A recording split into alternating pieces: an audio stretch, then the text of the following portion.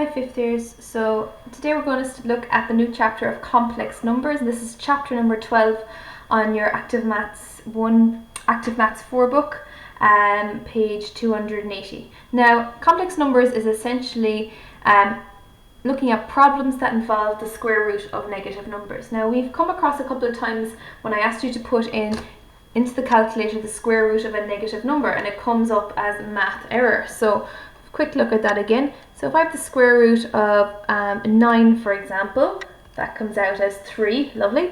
But if I put in the square root of minus 9 into my calculator, it comes out as math error. And the reason that is because the square root of 9 is 3. That means 3 multiplied by 3 will give you 9. But there is no number that you can multiply by itself to give you a negative 9, because 3, for example, minus 3 by minus 3, that will give me a plus 9. There's no number that I can multiply by itself to give me a negative 9. So that means there is no square root of minus 9. So they introduced complex numbers to help us with that. And these are so important because they're involved in science, computer, game design, engineering, fashion design, and many other areas that we use every day. So we already know a couple of things. We already know that any number to be squared is positive, yeah? For example, 2 to be squared makes 4, which is a positive number. Even the negative number squared, minus 2 to be squared makes 4. So we know that any number to be squared is positive, and that's the same as any negative number to be squared comes out as a positive number also. So what happens if we do have the square root of a negative number? How are we going to work with that? Well, complex numbers gives us a few tools in what we can call these numbers and what kind of problems we can use them for. So how do we solve something like the square root of minus 1? So if I put in my square root of minus 1 into my calculator, it comes out as math error. So it's not available for us to do that on the calculator. Well, let's have a look back to our functions chapter a little bit, and we kind of would have talked about different types of roots and different types of solutions in our functions chapter. So if you look at this graph here, we have f of x equals x squared minus 1. Now you remember this number here is where it crosses the y-axis here. So it crosses the y-axis at minus 1. And the roots are where it crosses the x-axis, okay? So the roots of the equation are at minus 1 and 1, okay? And if you were to try to solve that using algebra, you would say, well, the roots are where f of x is equal to 0, where the graph where y is equal to 0, okay? So we let x squared minus 1 equal to 0. So x squared is equal to 1. That makes x squared equal to the square root of 1. That makes x, the square root of 1 is positive or negative 1. Remember, there's always two solutions to a positive square root. So that makes x equals to minus 1 and x equals to plus 1, which are the roots I have here on my page. So this one was fine. It had two normal roots. Look at the function up here. So it is x squared plus 1. So f of x is equal to x squared plus 1. Now if I try to find the roots for that and do the same thing, let f of x equal to 0, we can clearly see from the graph it's not crossing the x-axis anywhere. It only crosses the y-axis. There's no roots in terms of x at all.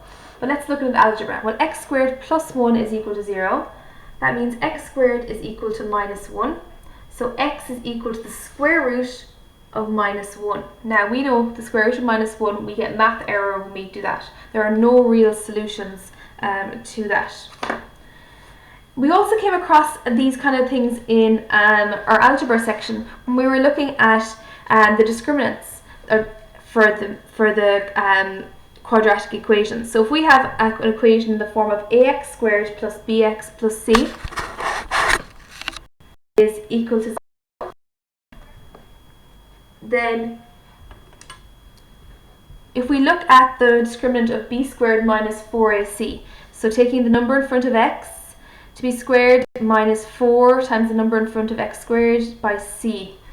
If that number we get is less than 0, okay, that means there are no real solutions. So it's going to be a complex solution here. If we get the b squared minus 4ac is greater than 0, there are two real roots, kind of like similar to the first one I showed you here. And if we get b squared minus 4ac is equal to 0, we've got two equal roots. So that's just recapping on your algebra section, and just bear that in mind that this section here of b squared minus 4ac, no real solutions. So we've got a complex solution there. So we'll look at now how we're going to do some styles of questions with complex numbers. So we're starting really with, everything starts with this square root of minus 1. What can we do with that? So if x is equal to the square root of minus 1, we've got no real answer. So what they do in complex numbers is they call this square root of minus 1 a little number called I, okay? And I is also called the imaginary number, or iota. Okay, so they're the three kind of ways of describing I, imaginary number, iota. Now you might be thinking, an imaginary number, well, why are we looking at imaginary numbers?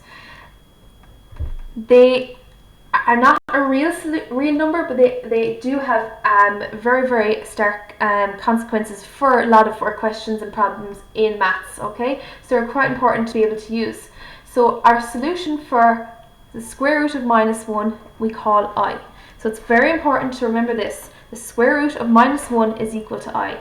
That is the basis of our complex numbers chapter. The square root of minus 1 is equal to I. Now, imagine if, another way of describing that, imagine if I squared both sides there. Well, the square root of minus 1 to be squared and I to be squared. So I'm squaring both those sides there. Well, a square root and a square cancel each other off. And I'm left with minus 1. And I to be square is I square. So minus 1 is I square. So another way of writing that is I squared is equal to minus 1. That is also very important to learn.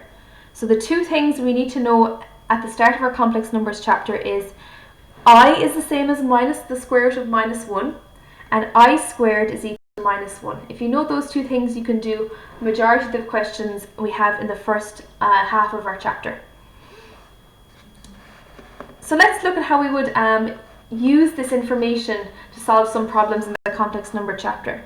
So for example, if I have the square root of 16, we know that that is 4. It's plus 4 or minus 4, positive or negative 4. But what about the square root of minus 16? What is the answer to that? Well, we can use our properties of surds that we would have done in our indices and logs chapters to help us out with this. Now remember, in our properties of surds, we're able to split up our square root by the multiples of the factors of the number in the square root. So for example, if we have the square root of minus 16, that's the same as the square root of 16 by minus 1. I'm breaking it up into two numbers. So I like to try to somehow take out a minus 1 or a negative number out of our main number under our surd. And that is going to help us to simplify this question here. Now when we have two factors in our square roots, we're able to get the square root of the first part and the square root of the second part. We can split the square root up into two square roots. So that makes the square root of 16 by the square root of minus 1. Now we know the square root of 16 is 4, and we can call the square root of minus 1 I, because we know the square root of minus 1 is, we call that I. So our solution to the square root of minus 16 is equal to 4i. The square root of minus 16 is equal to 4i. Now some of you will be able to just see the answers to these in your head straight away, and that's great, but I would advise you to practice writing out the breakdown of surds, because it does help you out. And people that are able to do their surds, able to do their indices, able to do their fractions, the very core basics of maths, are the ones that do the best at high level maths. With the ones that have those elements down are the ones that do the best in this high level. So let's have a look at some more examples of where the square root of minus 1 is I and I squared is minus 1. So remember, those are the two most important parts of our chapter so far. So for example, we have these negative roots. What we're going to try to do is we're going to try to do our calculation and write down what our imaginary number that we get out of that is. So our imaginary number is a number with an I element to it. So for example, the square root of minus 4. I can break that up into the square root of 4 by the square root of minus 1. So I can break that up into the square root of 4 by the square root of minus 1. The square root of 4 I know is 2. The square root of minus 1 I know is I. So the square root of minus 4 becomes 2i. What about the square root of minus 49? Well, that is the square root of 49 by minus 1. Because 49 by minus 1 makes minus 49. That makes, if I break it up into two square roots, the square root of 49 by the square root of minus 1. I know that the square root of 49 is 7 and the square root of minus 1 is I. So the square root of minus 49 is equal to 7i. That's the imaginary number that's formed from the square root of minus 49. What about the square root of minus 100? You can probably tell me the answer before I even do the sum. That's equal to the square root of 100 by minus 1. So that's equal to the square root of 100 times the square root of minus 1. The square root of 100 is 10 and the square root of minus 1 is I. Then we have the square root of minus 125. So I can break that up into different parts there. So I can break that up into the square root of 125 by the square root of minus 1. So that is equal to the square root of 125 by the square root of minus 1. Now, in my head, I don't know what the square root of 125 is. Your calculator will do it for you very quickly. For example, if you put in the square root of 125 and you're in maths mode, it'll come up as 5 root 5. I'm going to show you again how you get that, just in case you were to show your solutions to that. And I would like you to show your full solutions in your assignments if possible. So the square root of 125, I could break that up again into two different parts. That's the same as the square root of 25 by the square root of 5. What essentially I'm always trying to do is, can I pull out a square out of it? So for example, 3 or 9, 16, 25, 30, 6, 49, etc. So here I have the square root of 25 times the square root of 5 times the square root of minus 1. Now the square root of 25 I know is 5. Root 5, I don't know the answer to that, so I'm going to put it down as root 5. The square root of minus 1 is I. So my solution to the square root of minus 125 is 5 root 5i. What about if we get a question where we have the square root of a negative fraction? So this question here, we have the square root of minus a quarter. So again, we did the exact same thing. We're going to break that up into a positive and a negative part. So that's the square root of a quarter times the square root of minus 1. So to break it up, I get the square root of a quarter times the square root of minus 1. Now when we're breaking up a square root, it's in a fraction form, essentially you get the square root at the top and the square root at the bottom. So that is equal to the square root of 1 over the square root of 4 times here the square root of minus 1, which we're going to find the answer to now. So I know the square root of 1 is 1, the square root of 4 is 2, and the square root of minus 1 is equal to I. So that is equal to a half I.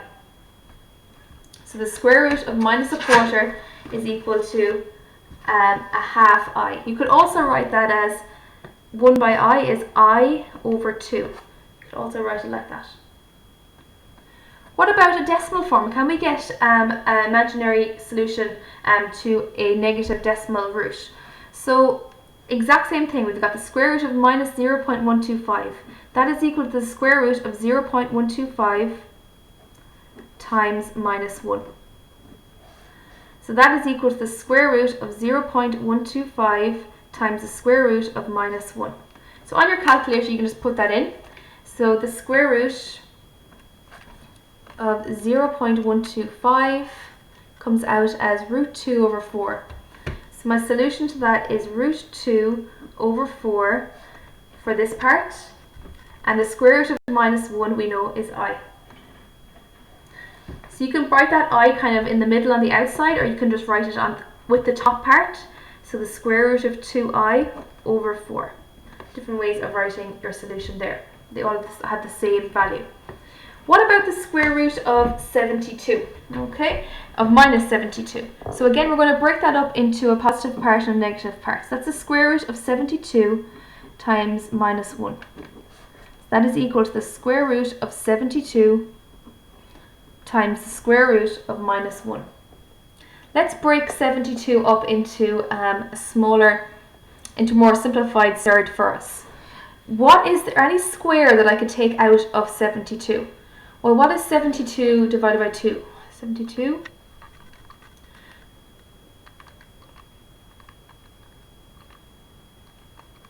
36. And 36 is a square number. That's great. So I can break up the square root of 72 into the square root of 36 times the square root of 2. And that's also been attached to the square root of minus 1 from the previous part. Now I know that the square root of 36 is 6.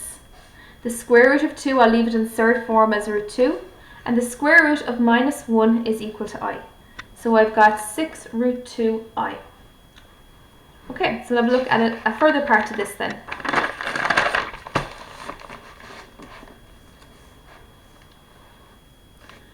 Now, complex numbers, what this whole chapter is about.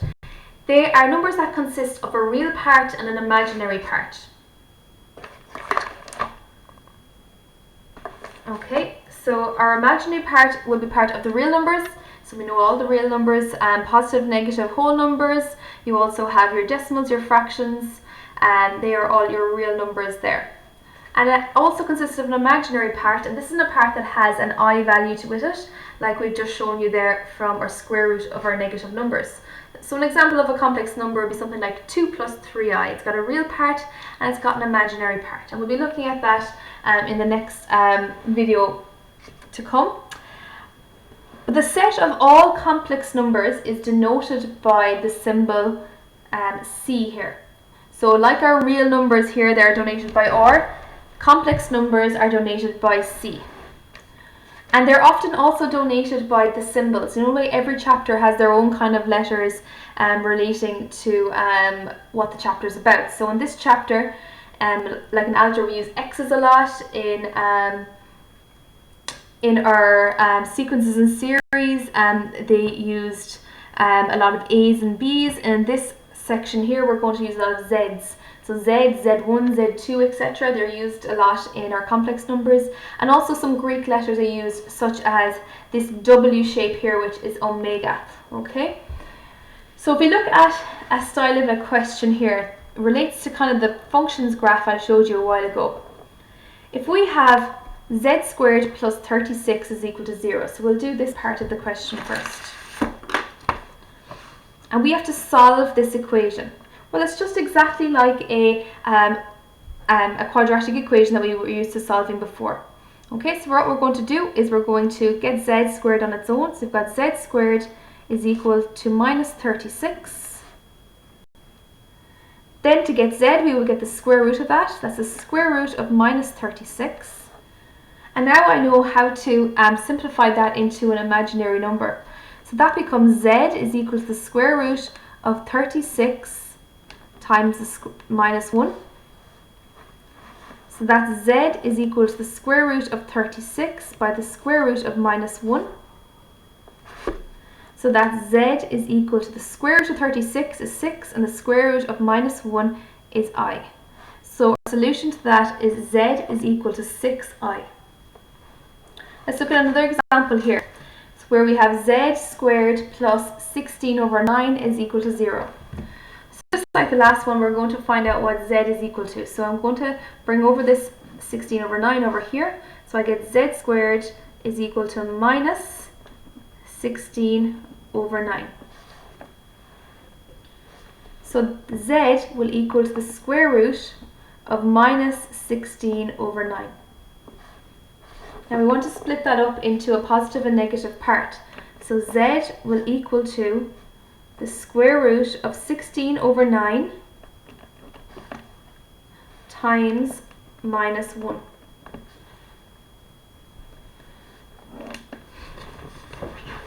Now remember, we can break up our square root into two parts, so that is z is equal to root 16 over 9 times the square root of minus 1. Now to get the square root of a fraction, we get the square root at the top and the square root at the bottom. So that is 4 over 3, and the square root of minus 1 is going to be equal to I. So the solution to that is z is equal to 4 over 3i. So the solution to z squared plus 16 over 9 is equal to 0 is z is equal to 4 over 3i. Let's now look at a part where we have different powers of I, so increasing powers of I, and see what we can simplify those down to there. So for example, if I have I is equal to the square root of minus 1, that's one of our formulas, and I squared is equal to minus 1. We're going to use that to help us to find different powers of I and simplify them to what we can. So I've listed all the powers of I from I to the power of 1 all the ways to I to the power of 8. And I'm going to figure out what those are in a simplified version. So I to the power of 1 is just going to be I. So the final answer that I'm going to give is I. Okay. What about I squared? Well, I squared I know is minus 1, isn't it? So I squared is minus 1. So my final solution for any I number to a square is going to be minus 1. What about I cubed? Well, I cubed is the same as I squared by I to the power of 1, because two powers multiplied together with the same base, you add the powers. So that's the same as I squared by I to the power of 1. Now I squared is minus 1, we know, and I to the power of 1 is just going to be equal to I. So that's going to become minus 1i, or just minus I. What about I to the power of 4? Well, I to the power of 4 we can split up into I to the power of 2 times I to the power of 2. We know that I squared is minus 1 and the other I squared is minus 1. What is minus 1 multiplied by minus 1? That is going to be equal to a plus 1. So you see kind of a pattern forming here as we're going along. What about I to the power of 5? Well, we know I to the power of 5 is the same as I to the power of 4 by I to the power of 1. Now, we know that I to the power of 4 is plus 1. And then we have just by I to the power of 1 is I. So our solution there is going to be at just 1i, or just you can write it as I. What about I to the power of 6? Well, I to the power of 6 is the same. You could break it up into I squares if you wanted to. You could say I squared by I squared by I squared, or you could say I to the power of 5 by 1 if you would like. So we'll break it up into I squared. So we've got I squared by I squared by I squared, because to the power of 2, power 2, power 2, add the powers will give me to the power of 6. So that's going to be minus 1 by minus 1 by minus 1. Now minus 1 by minus 1 is a plus 1. A plus 1 by a minus 1 is a minus 1. So I to the power of 6 simplifies down to minus 1. What about I to the power of 7? Well, I to the power of 7 is the same as I to the power of 6 by I to the power of 1. Now we know I to the power of 6 was minus 1, and I to the power of 1 is just I. So that's going to be minus 1i, or just minus I. Do you see a pattern here now? I minus 1 minus I plus I. I minus 1 minus I. This one's probably going to be plus I. Let's go check. I to the power of 8. I can break it up into I to the power of 7 by I to the power of 1. Well, I to the power of 7 was minus I, and I to the power of 1 is going to be I. So we've got minus I by I is minus I square. So minus I square is minus, and instead of I square I put minus 1 in, and minus by minus 1 makes a plus 1. So it repeats every 4, doesn't it? 1, 2, 3, 4, and we're repeating the sequence again. 1, 2, 3, 4. Now, we've done this in our sequences and series chapter where we saw repetition after a certain amount of values. and we said we would look at the remainders relating to those to see what our next part of our pattern is going to be. So we have two options in the way we're going to solve some of these questions. I'm going to show you both options and you can decide for yourself which one you prefer for your own solutions. But I do want to see in your assignments you showing your answers using either of these options and showing them with the full solution, not just using the solutions at the back of the book or just writing a final answer. I want you to show me your work. So because we'll look at option number 1 first, and it's relating to this pattern here. So we see every 4 we're going to have a pattern. So we're going to look at it in rounds of 4, okay? So we're going to divide any power of I we have by 4, and we're going to figure out what remainders we have from that. So if we get a remainder of 0, that's essentially going to be I to the power of 0, which is going to be 1. Yeah, because any number to the power of 0 is going to be 1. If we get a remainder of 1, that's the same as I to the power of 1, and we know that I to the power of 1 is just I. If we get a remainder of 2, that's the same as I to the power of 2. Now I to the power of 2 is I squared, and we know I squared is minus 1. And if we get a remainder of 3, we know that I to the power of 3 is the same as minus I. Or it's I squared by I, which is minus 1 by I, which is minus I. So if you can remember that, or can use that, that's fine. I'll show you a different option in a second if you're not 100% sure on those. So an example of that is if we have to simplify I to the power of 59. I to the power of 59 is the same as 59 divided by 4. Now 59 divided by 4 comes out as 4 remainder 3. Okay, and if you're not sure how to do that, here's how. Okay. 59 divided by 4 on your calculator comes up as 14.75. So it comes up as 14 remainder 3. But how do I get the 3? It's 0.75. Well, what I do then is, if it comes up as 14 point something, I say 14 multiplied by 4 and I get 56. Okay? So what is the remainder between 56 and 59? Well, it has a remainder of 3. So it's 14 remainder 3. So what you do is, just to recap, you divide two of them. So 59 divided by 4 and you get 14.75. So you look at the whole number 14 and you say 14 by 4, which is your divisor, is 56. And you look at the remainder between 56 and 59 and that is 3. Okay? So I to the power of 59 is the same as I to the power of 3. That's the simplified version of I to the power of 59. And we know that I to the power of 3 is the same as minus I. So our solution to that is minus I. So have a look at that again and see, can you figure out what's happening there? But if not, you want to look at another example I'll show you here. This is kind of how I learned how to do these questions when I was in secondary school. So simplify I to the power of 59. So the first thing that we know already from our complex numbers is that I squared is equal to minus 1. And we're going to use that to help us to simplify these questions here. So ultimately what I'm trying to do is I'm trying to break it down until I have an I squared by the rest. Because if I have I squared, I can fill in minus 1 for that. So looking at I to the power of 59 here in option number 2. 59 is an odd number, so I want to make it into an even number times another number, okay? So if I split up 59, what's the nearest even number to that? 58.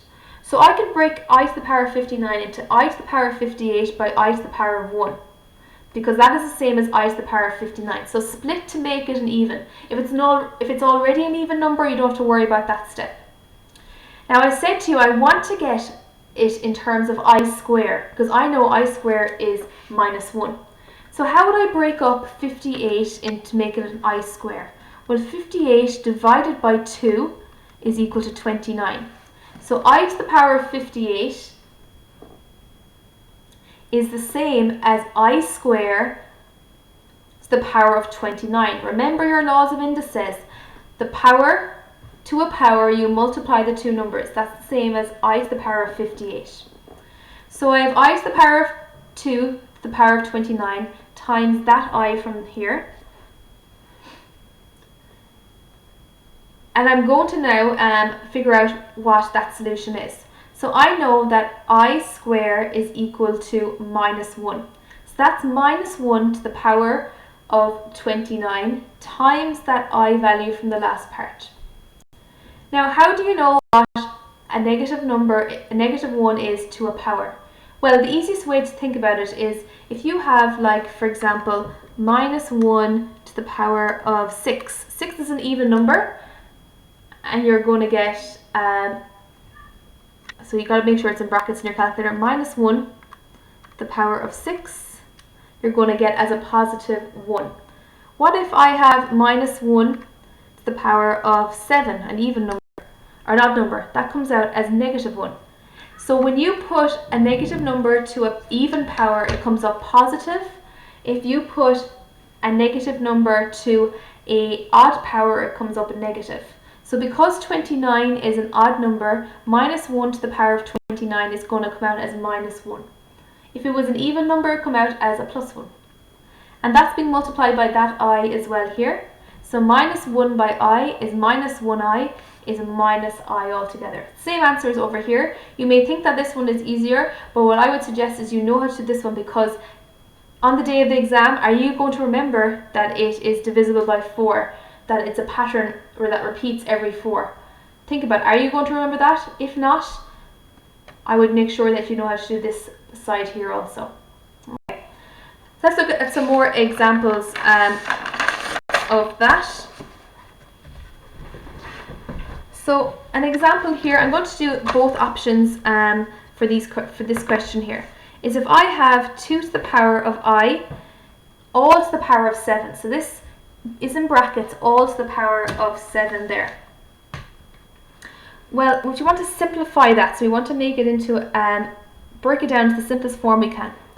So 2I to the power of 7, that's the same as putting both parts to the power of 7. 2 to the power of 7 by I to the power of 7. Now I know that 2 to the power of 7 on your calculator comes out as 128 times the I to the power of 7. So the 128 is a constant number there, so we can leave that kind of alone for the time being. We're going to work with this I number to the power of 7 and break that down to what we can. So like the last time, I'm going to break that down into I to the power of 6 by I to the power of 1. Why? Because I want to get an even part so I can fill in my I squared is minus 1 eventually. So I to the power of 7 is the same as I to the power of 6 by I to the power of 1. I can break up I to the power of 6 into I squared to the power of 3, because 2 by 3 gives me 6. So that's 128 by I squared to the power of 3 by I.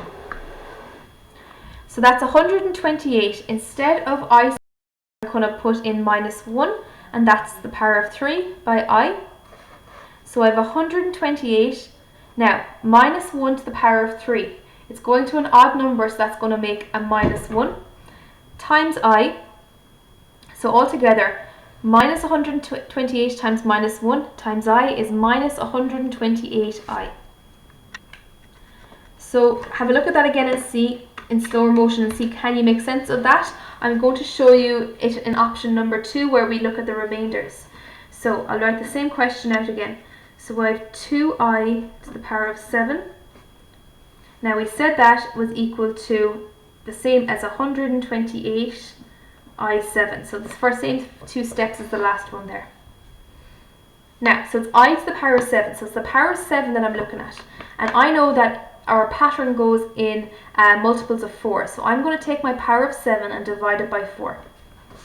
So 4 goes into 7 once, remainder 3, doesn't it? So it goes 4 into 7 goes one time, remainder 3.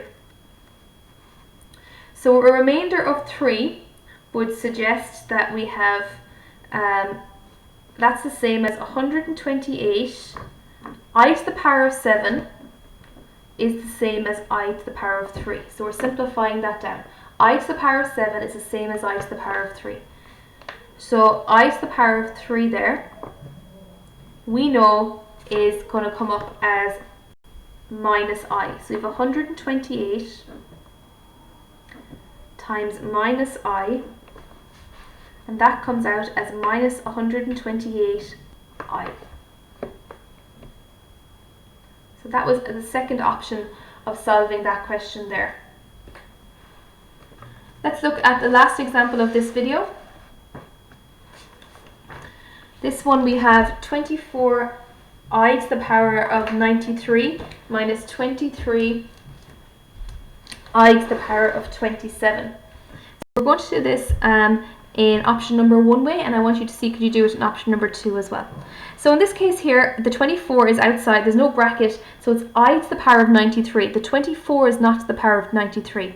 That is outside the I part there. If it was in brackets, then it would, but there's no bracket here to show that. So essentially I've got 24, then I have I to the power of 93. Now that's an odd number. Remember we said we want to break it up into even numbers and odd numbers. So that's I to the power of 92 times I to the power of 1, because 92 and 1 makes 93. Minus 23, we'll do the same with I to the power of 27.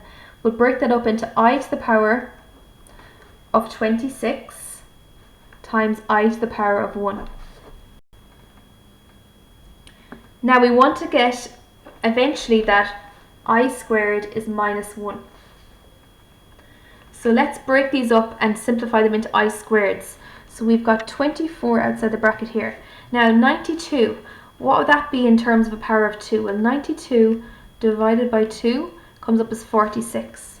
So that's the same as I squared to the power of 46. And don't forget that I also there, I to the power of 1. Minus 23.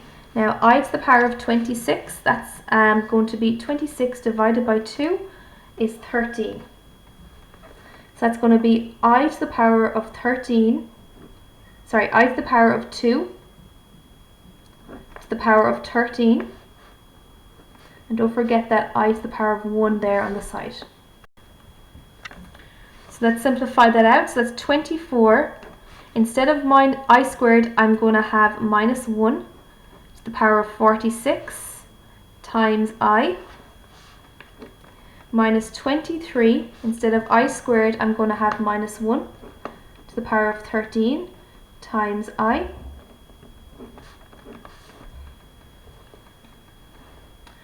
Now I'm going to simplify that then. So 24, instead of minus 1 to the power of 46, 46 is an even number, which is going to make minus 1 to the power of 46 a positive number, so it's going to be plus 1 as my answer there. And don't forget the I here. So now I have minus 23. Now I have minus 1 to the power of 13. And I know that 13 is an odd number, so that's going to make my minus 1 to the power of 13 a negative 1. So odd numbers to the powers give you negative. And that's being multiplied by I there as well. So here I have 24 by 1I minus 23 by minus 1I. So let's see what we have then. We have 24 by 1I is 24I. Now minus 23 by minus 1I is plus 23I. So 24I plus 23I is going to make 47I there. Okay, so that is our solution to our indices for that question there.